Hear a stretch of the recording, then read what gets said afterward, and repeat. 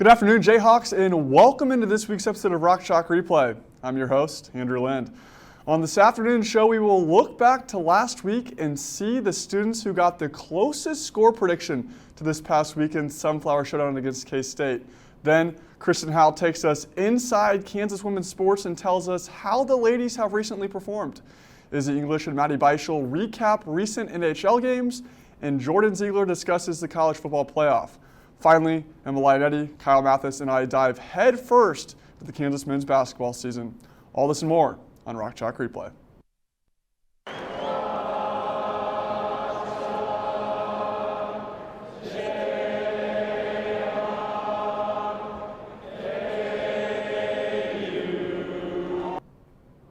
Last weekend, Playmakers' Emily Baldwin took to Jayhawk Boulevard and asked students what their final score predictions were ahead of the Sunflower Showdown.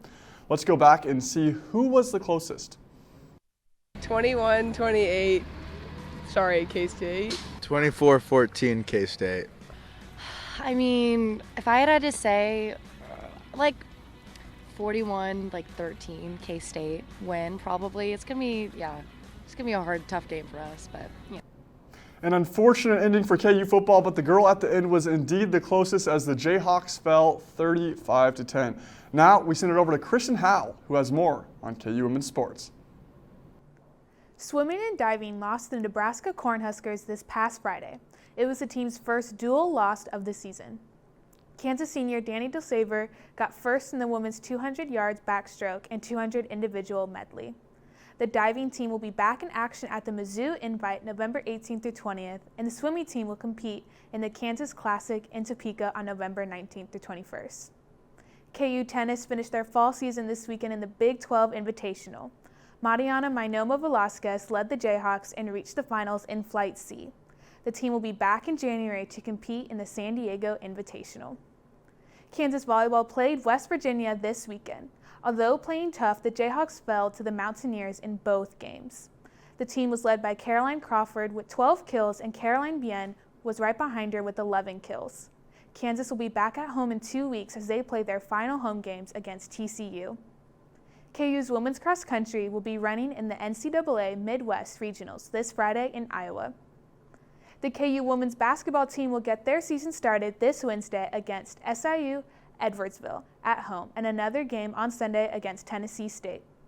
Good luck to all of our teams as they compete this week. After the break, we will have Maddie Beischel and Izzy English recap what's going on in the NHL. Jordan Ziegler will have an update on college football playoffs and more. Stay tuned. No one takes drugs expecting to become addicted. You should know that addiction can happen to anyone because it's a disease of the brain. That also means recovery is possible. Addiction doesn't have to be permanent, and the state of Kansas is ready to assist you in every step of the way. Visit findtreatment.gov or call the Kansas Substance Abuse Referral Line at 866-645-8216. Welcome back. It's week 4 in the NHL, and the Florida Panthers are still at the top with a 10-0-1 record. This Saturday, they played the Hurricanes and managed to get a 4-0 lead in the first period. The Hurricanes were not able to pull off a comeback, though. The final score was 5-2. The Hurricanes were just one game off from tying the 1993-94 Toronto Maple Leafs and the 2006-2007 Sabres as the only team with a 10-0 start to their season. Now, I know it's only 4 weeks into this season, but I think that the Hurricanes are in great position for the rest of the year, and I can picture them going to the playoffs in May. I agree with you, Izzy. I think that the Panthers and Hurricanes are both in good position right now for the season. And speaking of wins, the Coyotes won their first game of the season against the Krakens. Within the first 59 seconds of the first period, the Coyotes were trailing 2-0. The game was tied with 1 minute to go, and Lawson Krause scored the game-winning goal for the Coyotes. Let's see if they can get another win this Wednesday against the Minnesota Wild. Yeah, that was such a fun game to watch, Maddie. I love the fast-paced start to the game, and I really hope the Coyotes can pull off some more wins like that this season. In different news, on Thursday, Jack Eichel was traded with the Vegas Golden Knights for Peyton Krebs and Alex Tutch. Eichel was with the Sabres for 6 seasons and scored 355 points with the teams. Let's hear what he has to say about the trade. I'm a competitor. I want to win. We obviously hadn't won, and like I said, this is a business. This is, pretty apparent to me after the last 8 months, and I looked at that as a decision that I was making strictly because I thought that was the best business decision for me as a hockey player.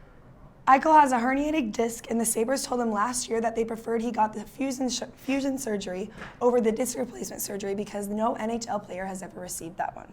After the trade, the Knights, Eichel scheduled his artificial replacement surgery for later this week. He is looking at a 3-month recovery. After this surgery, he will hopefully have the chance to play in the Olympics team in February. I just can't wait to be a hockey player again, and amazing fan base there.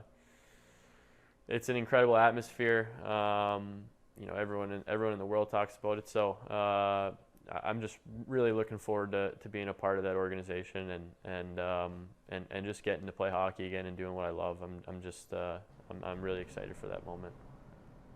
I can't wait to see what Eichel will do for the Knights and wish him luck on his surgery.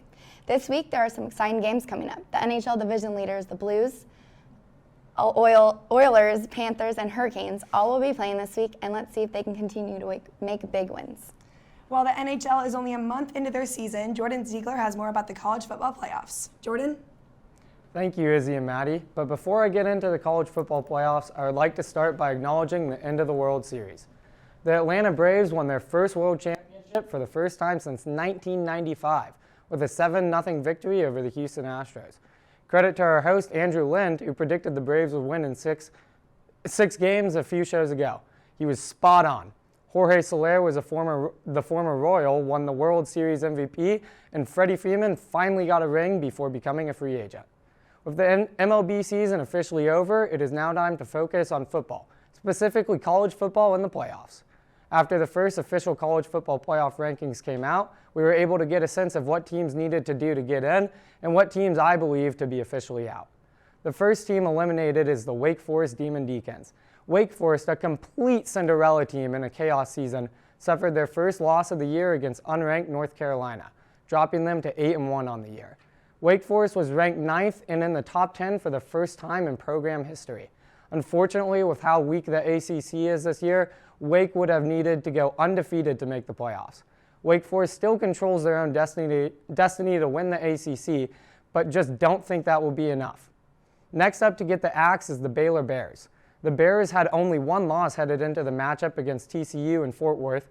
Trailing by 2 late in the game, Gary Bohannon threw a costly pick that sealed the upset for unranked TCU. Baylor would have needed to win out and win the Big 12 championship game in order to have a shot at the playoffs. With this loss, they not only fall behind in the Big 12 race, but effectively eliminate any shot they had at being one of the 4 teams in the playoffs. The final team to get eliminated this week, I believe, is the Auburn Tigers. Auburn played number 13 Texas A&M on the road in what was expected to be a tough game. The Tigers already had 2 losses heading into the game, and their only shot at getting in was to win the SEC. With this loss, they now have 3 losses, which is a death sentence in the CFP, and basically no shot to make the SEC championship. With our most recent eliminations, it is time to address who I think will be the new top 4 in this week's CFP rankings.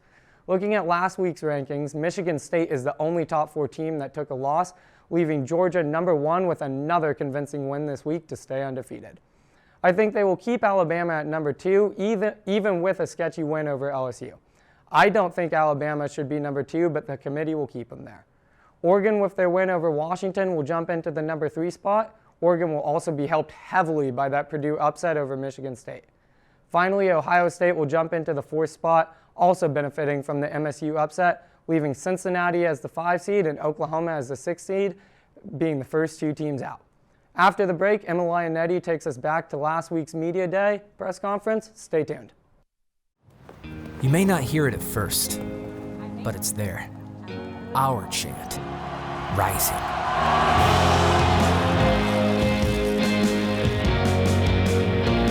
On this summit, callings converge, voices unify into a chorus that sounds out for good, for greatness. Can you hear it? Kansas men's basketball players and Coach Bill Self spoke to the media last week previewing the beginning of the season. And Lionetti has more from Media Day.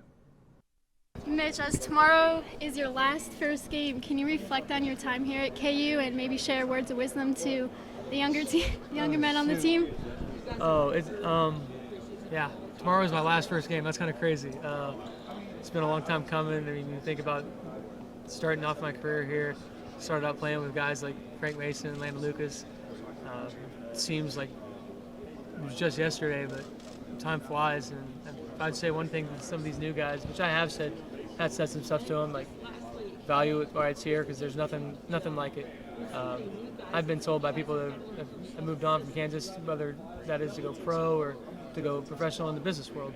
There's nothing quite like being a basketball player here at the University of Kansas, and I've taken my time to enjoy every second of it, and I'm looking forward to this last year, and I'm going to savor it. Do you feel that there's a new sense of urgency considering there's 10 new incomers and practically a whole new team here? A little bit. I think, like I was telling him, the summer was really good for us to kind of slow down that urgency of acclimating everybody to Kansas and how we play and how our style plays. With Remy and all the transfers and new guys we got coming in, kind of the veterans' job is to kind of help them as much as we can every single day to learn what we do here and how we play and how we hold ourselves accountable and stuff like that. So that's how we've been doing it, the veterans. Transitioning from last COVID year to this year? I think I've stepped up in a better leadership role as far as facilitating and being vocal. I think that our team has done a better job as far as playing with pace, being more fast-paced, and adjusting to different styles of defense and scouting reports. So how excited are you to go to MSG next week? Oh, I'm beyond excited. I was originally born in the Bronx, so I have plenty of families coming, and my own little home section, so I can't wait. And just shout out to all my family that's there. Bobby, how have you transformed yourself and your body from playing at high school level to a collegiate level? It took a minute at first, especially coming off the ankle injury. But after a while, you be here day after day, you put in hours, and then it just reps, kind of helps you out as much. Can you talk about the way, I guess, you're eating differently, you're waking up early? How does that contrast to the previous years, 4 years of high school? It's definitely different because high school practice, it might be late, 6, 7, after a light day of school, but college you got to go learn, talk to your professor, your academics, your rehab, and then you got practice, so it's tough. Kansas basketball starts tomorrow, and Kyle Mathis has more about what people on campus have thoughts about the team.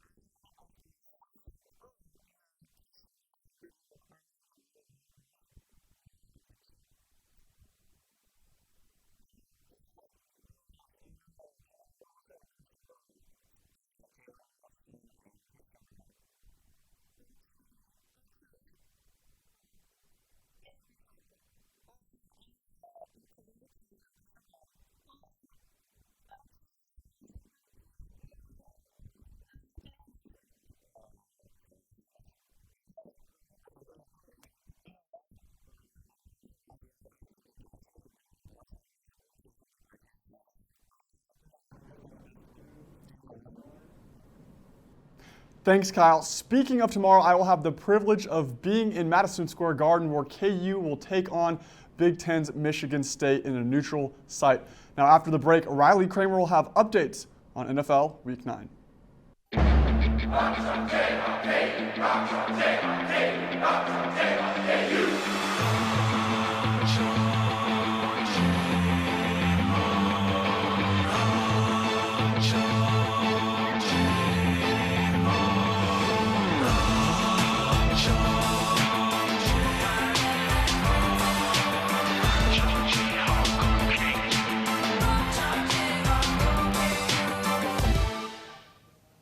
This past Tuesday, the Las Vegas Raiders' now former wide receiver Henry Ruggs was the driver in a fatal car crash that killed 23-year-old Tina Tinter and her dog around 3:40 a.m.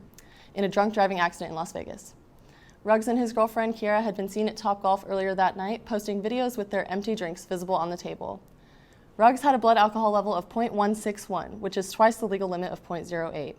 He was said to have been going 156 miles per hour on the highway when he veered off the road, hitting Tinter's fuel tank, which ignited, causing the car to be engulfed in flames. The Las Vegas Raiders released Ruggs with no hesitation the day the information surfaced. Ruggs is facing up to 46 years behind bars if convicted. His court date will be this Wednesday, November 10th. The Kansas City Chiefs got the win yesterday against Green Bay Packers as their QB1 Aaron Rodgers came down with COVID last week. Jordan Love, Packers' backup quarterback, got to debut his first career start in Kansas City. The Chiefs were up the entirety of the game, though it didn't feel like it as a fan. The Chiefs walked away with the win 13-7 as they converted on the third down to run out the clock. The Raiders and Giants faced off on Sunday as well in Giants territory, and New York took away the win with a score of 23-16. Many of the Raiders players have been issuing statements on what occurred with their teammate Henry Ruggs, and the team has been struggling to grasp what happened. The Raiders will face the Chiefs next Sunday. And that's all we have for NFL. Back to you, Andrew. That'll do it for this week's episode of Rock Chalk Replay. Next week, we will have more on KU basketball, a look into Week 10 of the NFL, NHL, and more. For our entire crew, I'm Andrew Lind. We will see you next time on Rock Chalk Replay. Stay safe and Rock Chalk, Jayhawks.